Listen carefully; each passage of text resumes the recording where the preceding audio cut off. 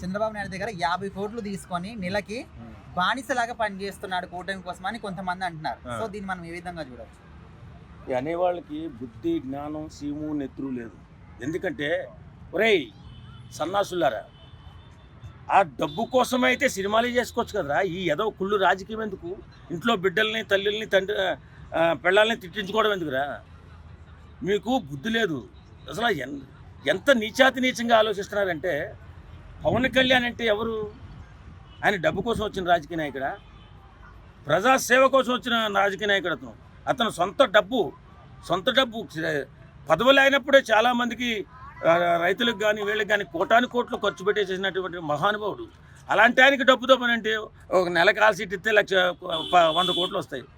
రే సన్నాసిల్లారా, మీరు ఏ ఉద్దేశంతో ఏ మనస్సుతో ఏ కుళ్ళుతో మాట్లాడుతున్నారో తెలియదు. కానీ పవన్ కళ్యాణ్ గారిని అలా మాట్లాడకూడదు. పవన్ కళ్యాణ్ లాంటి రాజకీయ నాయకుడిని ఎవరైనా సరే ప్రతి ఒక్కరూ రాష్ట్రంలో తయారు చేసుకోవాలా. ఎందుకంటే నిజాయితీగా ఉన్న నాయకులుంటే రాష్ట్రం అభివృద్ధి చెందుతుంది. అంతేగాని పిచ్చనా కూడా కలరా. ఏం బుద్ధి ఉందిరా మీకు? పవన్ కళ్యాణ్ డబ్బు కోసం 50 కోట్ల కోసం చంద్రబాబు నాయుడు కాళ్ళు పట్టుకుంటా ప్రాణం గొంతు తెగిపోవాలి. కానీ అలాంటి వెధవ పని ఎప్పుడు చేయడు పవన్ కళ్యాణ్. అంటే ఫస్ట్ నుండి కూడా పవన్ కళ్యాణ్ అందరు పవర్ స్టార్ అంటుంటే వాళ్ళు ప్యాకేజ్ స్టార్ అంటా ఉన్నారు వైఎస్ఆర్సీపీ వాళ్ళు. నీచ సంస్కృతి కలిగినటువంటి వైఎస్ఆర్సీపీ పార్టీ గురించి మనం మాట్లాడకూడదు. ఎందుకంటే వాళ్ళ సంస్కారం లేని విహీనులు, సంస్కార విహీనులు. ఎవరిని పడితే వాళ్ళని తిట్టిస్తారు. వాడి కుటుంబంలో ఉన్నటువంటి ఆడవాళ్ళని బయటికి లాక్కొస్తారు, వాళ్ళని మానభంగం చేస్తారని తిట్టిస్తారు. ఇలాంటి నీచ సంస్కృతి కలిగిన వైసీపీ నాయకులు మాట్లాడితే వాళ్ళని పట్టించుకోవాల్సిన అవసరం లేదు. వాళ్ళ టీవీలో ఎందుకో సాక్షి టీవీలో ఎప్పుడైనా వేరే పార్టీ వాళ్ళని కూర్చోబెట్టి డిబేట్ చేశారా? అంత సన్నాసి టీవీ పెట్టుకుని రోజు వాళ్ళు డబ్బా కొట్టుకుంటూ ఉంటారు. అది ఎంతవరకు కరెక్టు? అలా కాకుండా డిబేట్ అనేది ప్రతి రాజకీయ పార్టీలో ఒకరిని కూర్చోబెట్టి అందరినీ కూర్చోబెట్టి మాట్లాడించండి, సమస్యలు బయటపడతాయి. అంతే మీరే డబ్బా కొట్టుకుంటే ఎలాగా? సరే, ఇప్పుడు ఈ విధంగా మాట్లాడిన వాళ్ళందరినీ కూడా జైల్లో వేస్తున్నారు. అయినప్పటికీ కూడా భయం లేకుండా ఈ విధంగా మాట్లాడడం కరెక్టేనా? రోజుకి ఇంకా విపరీతంగా మాట్లాడుతున్నారు. అరే ఈ విషయం గురించి చాలా గట్టిగా మాట్లాడాలి, జాగ్రత్తగా వినండి. పవన్ కళ్యాణ్ గారు జాగ్రత్త సార్, మీరు వినాలి. ఫస్ట్ మీరు మిమ్మల్ని ఎంత రెచ్చగొడితే అంత ఇక్కడ అరెస్ట్ అవుతున్నారు. ఇది పెద్ద డ్రామాలా కనపడుతుంది నాకు. ఇది పెద్ద డ్రామాలా కనపడుతుంది. మిమ్మల్ని రెచ్చగొడితే ఎవరో ఒకరు అరెస్ట్ అవుతారు అక్కడ. అలాగే ఇలా సింపతి గెయిన్ చేసుకుంటా మన జగన్మోహన్ రెడ్డి ఆడుతున్న నాటకంలో కనపడుతుంది. కాబట్టి నేను ఒకటే సలహా ఇస్తున్నా, ఈ పిల్లకాకల్ని పిచ్చి కుక్కల్ని అరెస్ట్ చేయడం కాదు, డైరెక్ట్ జగన్మోహన్ రెడ్డిని అరెస్ట్ చేయండి. వీధి తిప్పండి. ఆయన చేసిన అక్రమాలు మొత్తం బయటపడతాయి. ఆయన చేసిన ఇసుకలో కానీ మందులో కానీ లేకపోతే ఉన్న చాలా దాంట్లో ఉన్నాయి. ఈ సంక్షేమ పథకాల్లో కానీ చాలా దోపిడీ జరిగింది. జగన్మోహన్ రెడ్డిని అరెస్ట్ చేయింది. అతన్ని విచారిస్తే అది బయటపడుతుంది. ఈయన ఎలా చేస్తున్నాడంటే ప్రతి ఒక్కరిని అరెస్ట్ చేయించి పూర్తిగా అరెస్ట్ అంతా అయిపోయిన తర్వాత పాదయాత్ర చేయాలని చూస్తున్నాడు. చింపతితో గెలవాలని చూస్తున్నాడు. అతని ప్రయాణమే చింపతితో బయలుదేరింది, నాన్న చావుతో బయలుదేరింది. జాగ్రత్త సుమా పవన్ కళ్యాణ్ గారు, ఇది చాలా డేంజర్ రాజకీయం. కాబట్టి గుర్తించి పిల్లకాకల్ని కుక్కల్ని వదిలేయండి. ఫస్ట్ మీరు జగన్మోహన్ రెడ్డిని అరెస్ట్ చేయండి. అరెస్ట్ చేసి ప్రతి పోలీస్ స్టేషన్ తిప్పండి, అన్నీ బయటపడతాయి, లక్షల కోట్లు బయటపడతాయి. అప్పుడు కానీ ఆయనకు బుద్ధి రాదు. జాగ్రత్త సుమా.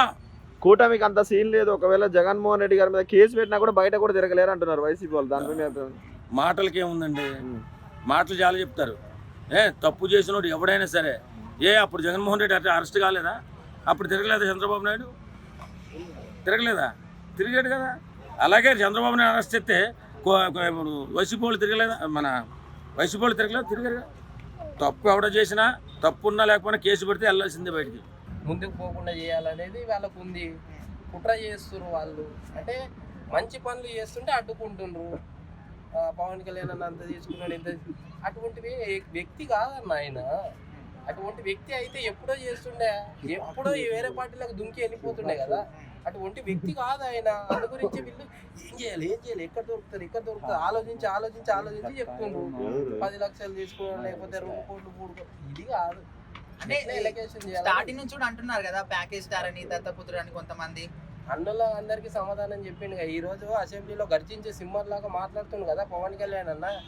అదే నిత్యం ప్రజల్లో ఉంటుంది కాబట్టి బాధ అవుతుంది వాళ్ళకి.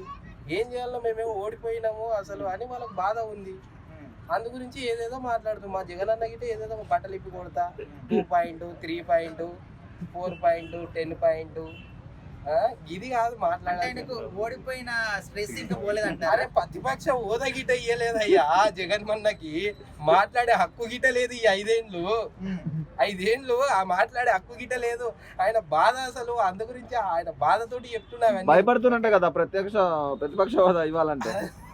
భయపడేది కాదన్నా, ఆయనకు లేదు అసలు మాట్లాడే హక్కు గిట లేదన్న జగన్మోహన్ రెడ్డి గారికి. అసలు ఈ రోజు భయపడేది కాదు, వీళ్ళు భయపడట్లేదు. ఆయనకు హోదా లేనిది ఎట్లా ఇస్తారు అన్న నాకు అర్థం కాదు. ఓకే అన్న, నమస్తే అన్న. నమస్తే. సో ఇప్పుడు పవన్ కళ్యాణ్ చంద్రబాబు నాయుడు దగ్గర నెలకి 50 కోట్లు తీసుకొని బానిసలాగా పనిచేస్తున్నారు చంద్రబాబు నాయుడు కోసం అని అంటున్నారు కొంతమంది వైసీపీ వాళ్ళు. సో మీరు ఏం చెప్తారమ్మా? కాదు, జగన్ వేస్ట్ గాడు. జగన్కి అసలు ఏం తెలియదు, రాజకీయం తెలియదు. శివాజీ సినిమాలో శ్రీయాన్ని తీసుకెళ్ళిపోయాడు 10 రోజుల వల్ల. మన శంకరు వెళ్ళి డైరెక్ట్ వాళ్ళ నాన్నతో మాట్లాడి బతిలాడు తీసుకొచ్చాడు షూటింగ్ ఆగిపోతే. అంటే ఆయనకి తెలియదు, రాజకీయం తెలియదు చెప్పాలంటే.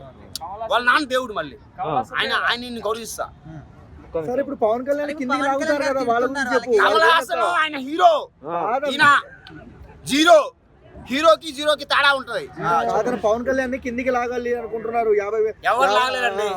పవన్ కళ్యాణ్ లాగాలంటే దేవుడు దిగి రావాలి కిందకి. అసలు పవన్ కళ్యాణ్ టచ్ చేసే మొగడే పుట్ల. ఇంకా కొట్టు తొడగొట్టు మళ్ళీ. అసలు తొడగొట్టు చెప్తున్నా, పవన్ కళ్యాణ్ అన్నా నిన్ను ఎవరు ఏం చేయాలన్నా, నీకోసం మేము అభిమానం ఉన్నాం. అభిమానం ఉంది, ప్రేమ ఉంది, ఆప్యాయత ఉంది, అనురాగం ఉంది, అన్ని జగన్ అనుబంధం ఉంది. 5 హత్యలు నేను చేయలే, హత్య చేస్తాను. అయితే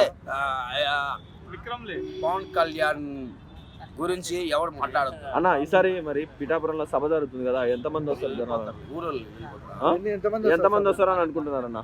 ఈసారి పవన్ కళ్యాణ్ పక్కా అండి. సార్ ఎలా అనిపిస్తుంది సార్ కూటమి పరిపాలన? కూటమి పరిపాలన ఏంటంటే జగన్ ప్రభుత్వంలో ఉన్నప్పుడు సాధారణంగా బిలో పావర్టీ పబ్లిక్కి కూడా మంచి జరిగింది. అంటే మెయిన్ చెప్పాలనుకుంటే ఒక రకంగా చెప్పాలంటే ఆప్ రాజకీయ సిద్ధాంతాలు అరవింద్ కేజ్రీవాల్ గారు స్కూల్స్ని దాన్ని ఎటువంటి డెవలప్ చేశారో, మెయిన్ విద్యార్థులకైతే స్కూల్స్ పరంగా చాలా కూడా అది ఎడ్యుకేషన్ పరంగా చాలా డెవలప్ చేశారని చెప్పుకోవాలి. అది మాత్రం పర్ఫెక్ట్గా కనిపించింది. మరి రాను రాను దాని ఎఫెక్ట్ అనేది ఈ ప్రభుత్వం చేయగలుగుతుందా లేదా అనే దాని గురించి మనకి తెలియాల్సింది. అంటే నిన్న రీసెంట్గా కూడా డిప్యూటీ సీఎం గారిని, ఆంధ్రప్రదేశ్ డిప్యూటీ సీఎం గారిని కూడా కార్పొరేటర్కి ఎక్కువ, ఎమ్మెల్యేకి తక్కువ అని వ్యాఖ్యలు చేశారు కదా సార్, ఎలా అనిపించారు సార్? అవన్నీ మామూలే కదా. అంటే కార్పొరేటర్ ముఖ్యమంత్రి అనేది కాదు. యాక్చువల్గా ఏంటంటే పాలిటిక్స్కి ఎందుకు వస్తామండి? పాలిటిక్స్ అనేది ఇట్స్ నాట్ ఎ సర్వీస్ అండి, రెస్పాన్సిబిలిటీ. సర్వీసే కాదు, రెస్పాన్సిబిలిటీ కదా. మరి ఆయన ఎంచుకున్న సిద్ధాంతాలు చాలా గొప్ప సిద్ధాంతాలు. 0 బడ్జెట్ పాలిటిక్స్ అని చాలా గొప్ప మాటలు చెప్పారు. రబ్బర్ చెప్పులను అసెంబ్లీకి పంపిస్తాను, రబ్బర్ చెప్పు వేసుకున్న యువకులను అసెంబ్లీకి పంపిస్తాను, బాగా చదువుకున్న వాళ్ళని, మేధావుల్ని, విద్యావంతుల్ని తయారు చేసి నేను రాజకీయాలకు పరిచయం చేస్తాను, కొత్తగా నేను పరిచయం చేస్తానని చాలా చెప్పారు. కానీ బట్ ఎందుకో అవన్నీ చేయలేదు. కొన్ని ఎగ్జామ్స్ కూడా పెట్టారు క్యాండిడేట్లని, ఇన్ఛార్జ్. అవునండి, అంటే అనలిసిస్ట్ గా పెట్టారు. కొంతమంది ఏంటంటే విశ్లేషకుల్ని, రాజకీయ విశ్లేషకుల్ని పెట్టారు, మేధావుల్ని పెట్టారు, కవుల్ని, కళాకారుల్ని పెట్టారు. చాలా మంది ఆ రకంగా తీసుకుంటా, నేను పరీక్షలు పెట్టి వాళ్ళు నిజంగా ఉత్తీర్ణులు అయితే నేను రాజకీయాలకు తీసుకొస్తానని చాలా మంది చెప్పారు. ప్రశ్నించడం కోసం పుట్టిన పార్టీ, ప్రశ్నించడం కోసమే ప్రవేశపెడుతున్నాం ఈ పార్టీని అని కూడా చెప్పారు. ఇప్పుడు మాత్రం ప్రశ్నించకుండా అధికారంలో ఉండి అనుభవిస్తున్నారు పదవులు, అన్న తమ్ముళ్ళు అనే ఫీలింగ్ వస్తూ ఉంది. ఎలా అనిపిస్తుంది? అంటే ప్రశ్నించడం అంటే ఏంటండి? యాక్చువల్గా ప్రశ్నించడం అంటే ప్రశ్న చేసే అర్హత కూడా ఉండాలి కదా. ఇప్పుడు నిజంగా ఎవరైనా ప్రశ్నిస్తే నీ సిద్ధాంతమే చంపేశావు కదా, నీ సిద్ధాంతమే లేకుండా చేసావు కదా. నిజంగా చాలా మంది యువకులు నీ మీద ఆశలు పెట్టుకొని ఉభయ రాష్ట్రాల్లో, ఇటు తెలంగాణ కానీ అటు ఆంధ్ర కానీ 2 రాష్ట్రాల్లో కూడా చాలా మంది యువత ఆయన యొక్క రోల్ మోడల్కి అట్రాక్ట్ అయ్యారు కదా. అంటే నేను, నా పరిపాలన ఇలా ఉంటుంది, నేను ఇలా చేస్తాను, రాజకీయాల్లోకి వచ్చిన తర్వాత నేను ఇట్లా కొత్త రక్తాన్ని, యువ రక్తాన్ని నేను ఎక్కిస్తాను, నిజంగా అవినీతి, రౌడీ రాజకీయం, ఆ రౌడీ లేకుండా నేను ఈ కబ్జాదారులు వీళ్ళందరూ ఎవరు లేకుండా ఫ్రెష్ పొలిటీషియన్స్ నేను పరిచయం చేస్తాను, 0 బడ్జెట్ పాలిటిక్స్ చేస్తానని చెప్పినప్పుడు ఆయన అందరూ చేయలేకపోయినప్పటికీ ఇంకా ఆయన ప్రశ్నించే అర్హత ఆయన ఎక్కడిది? లేదు కదా, ఉండదు కదా. అటు రాజకీయాలు కార్పొరేట్ అవ్వచ్చు, ఎవరైనా ముఖ్యమంత్రి అవ్వచ్చు, ఉప ముఖ్యమంత్రి అవ్వచ్చు, సిద్ధాంతమే చచ్చిపోయినప్పుడు అది పెద్ద వ్యాఖ్య కాదని నేను అనుకుంటున్నాను. అంటే కక్ష సాధింపులు కూడా సార్ ఇప్పుడు పోయింది సార్. వైసీపీ ఉన్న వాళ్ళప్పుడు, వైసీపీ అధికారంలో ఉన్నప్పుడు కక్ష సాధింపుల చర్యలు ఎక్కువ చేశారు, మేము వచ్చిన తర్వాత అలాంటిది ఏం లేదన్నారు. ఇప్పుడు వచ్చిన తర్వాత రెడ్ బుక్ అంటూ ఆ బుక్ ఈ బుక్ అని చెప్పి అందరినీ బొక్కలు వేస్తా ఉన్నారు సార్, ఎలా అనిపిస్తుంది సార్? అంటే రాజకీయ థీమే కక్ష సాధింపండి. అంటే అంటే మరి పవన్ కళ్యాణ్ మార్పు చేసి వాళ్ళ అధికారంలో ఉన్నప్పుడు వీళ్ళు కక్ష సాధిస్తారు, వీళ్ళ అధికారంలో ఉన్నప్పుడు వాళ్ళు కక్ష సాధిస్తారు. జగన్మోహన్ రెడ్డి, పవన్ కళ్యాణ్ ఇద్దరి పాలనలో మీకు ఏ పాలన బాగా నచ్చింది? అంటే ఆయన బాగా చేశారు కదండి, పిల్లలకి అమ్మఒడి పథకం ఇచ్చారు, మాకు పేదవాళ్ళకి బాగా హెల్ప్ చేశారు ఆయన కూడా. పవన్ కళ్యాణ్లో మీకు నచ్చే క్వాలిటీ ఏంటి మేడం? నచ్చే క్వాలిటీ అంటే ఆయన చెప్పేది చేస్తారు అని. మేడం, ఆయన చంద్రబాబు గారిని కలిసినప్పుడల్లా ఒక ప్యాకేజ్ తీసుకుంటారని చెప్పి వైసీపీ సోషల్ మీడియా అంతా కూడా రుద్దుతున్నారు. అది నిజమే అంటే ఒక 50 కోట్లు తీసుకుంటాడు, అది తీసుకునే నచ్చినట్టు చంద్రబాబు చెప్పినట్టు పనిచేస్తాడని చెప్పి. అంటే వాళ్ళ గురించి తెలియకుండా నేను ఏం మాట్లాడుతానండి, అంటే జనరలైజ్డే కదా అది, తెలిస్తేనే మాట్లాడలేదు, తెలియకుండా ఏం అదే పవన్ కళ్యాణ్ గారి పరిపాలన ఎలా అనిపిస్తుంది ఏపీ బాగుందండి చాలా. సో ఇటు టీడీపీ వాళ్ళు ఎవరు బాగా పనిచేస్తున్నారు అనుకుంటున్నారు? ఎవరి కాళ్ళు బాగా పనిచేశారు. ఆయన అయితే మన జగన్ గారు అయితే చాలా మంచిగా చేశారు. ఇంటికి అమ్మఒడి పథకం రావడం, టయానికి పిల్లలకి అన్ని ఇవ్వడం, ప్లస్ రేషన్ బియ్యం ఇంటికి రావడం. ఇప్పుడు రావట్లేదా టైంకి? ఇప్పుడు నాకు తెలియదు, ఇక్కడ ఉంటున్నాను కదా. అప్పుడు కరెక్ట్గా వచ్చాయండి, ఓన్లీ వైసీపీ వాళ్ళకి వచ్చాయి, అన్ని పార్టీలకు వచ్చాయా? అన్ని పార్టీలకు వచ్చినాయండి. అయితే నిన్న జగన్మోహన్ రెడ్డి గారు కొన్ని కామెంట్స్ చేశారు, ఏది పవన్ కళ్యాణ్ గారు ఎమ్మెల్యేకి తక్కువ కార్పొరేటర్కి ఎక్కువ అని చెప్పి. సో ఎందుకంటే ఒక డిప్యూటీ సీఎం హోదాలో ఉన్న మనిషిని ఈయన ఎట్లా చేయగలుగుతారు అట్లాగా? ఫస్ట్ ఆయన ఉన్నప్పుడు ఈయన కూడా చేశారు కదండి, పవన్ కళ్యాణ్ గారు చేశారు.